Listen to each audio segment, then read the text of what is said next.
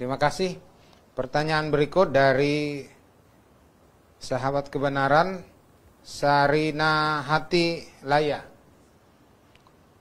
Di dalam kitab Perjanjian Lama ada banyak sekali perintah dan ketetapan Tuhan untuk harus dilakukan selama-lamanya, termasuk yang berkaitan dengan ibadah simbolik. Padahal sekarang kita tidak melakukan itu lagi. Mohon tanggapan. Iya. Terima kasih untuk pertanyaannya. Sayang tidak dispesifikasi perintah mana yang dimaksud yang harus dilakukan untuk selama-lamanya. Ya. Karena kita tahu bahwa perintah-perintah Tuhan itu sifatnya adalah benar. Ya. Oleh sebab itu wajar sekali kalau suatu perintah yang benar itu dilakukan terus-menerus. Ya. Wajar sekali, karena sesuatu yang Tuhan katakan sudah pasti benar. Hanya saja ada hal-hal yang sifatnya simbolis. Ya. Dan ingat fungsi dari simbol ini adalah, ya, namanya juga simbolik. Berarti ada hakikatnya, benar kan Pak? Ya. Kalau misalnya bangsa Indonesia disimbolkan dengan, misalnya salah satu lambang bangsa Indonesia adalah bendera merah putih. Ya. Bendera merah putih ini bukanlah bangsa Indonesia itu sendiri, tetapi hanyalah simbol, hanyalah lambang dari negara kita. Ya. Jadi, hal-hal simbolis di dalam Perjanjian Lama itu mensimbolkan hakikatnya, yaitu Kristus. Oleh sebab itu, ketika Kristus datang, maka simbol-simbol yang tadinya dipakai, kemudian akhirnya menemukan kegenapannya. Dan akhirnya sudah selesai fungsinya.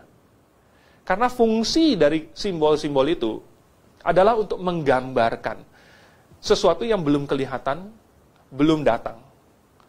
Bagaimana kita bayangkan?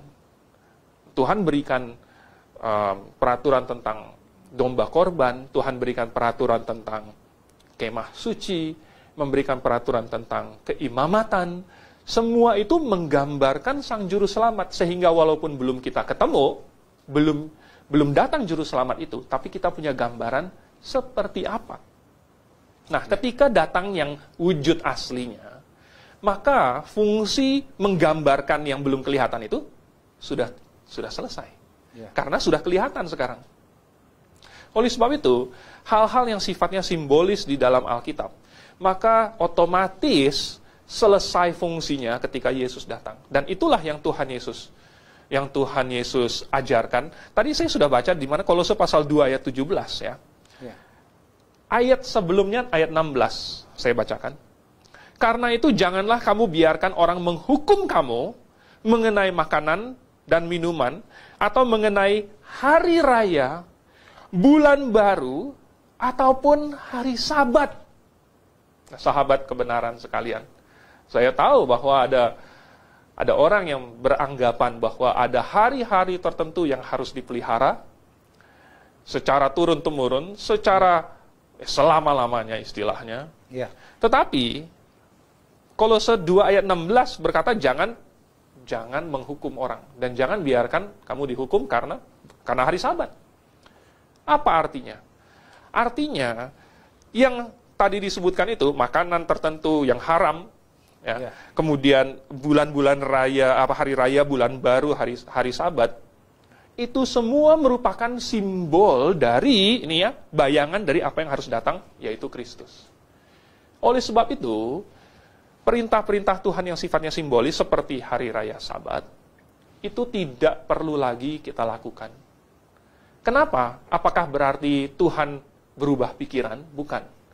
Tuhan dari awal memikirkan bahwa hari raya, makanan, minuman, dan lain sebagainya, semua yang simbolis itu memiliki tanggal kadaluarsa, memiliki jangka waktu, ya, memiliki fungsi yang terbatas.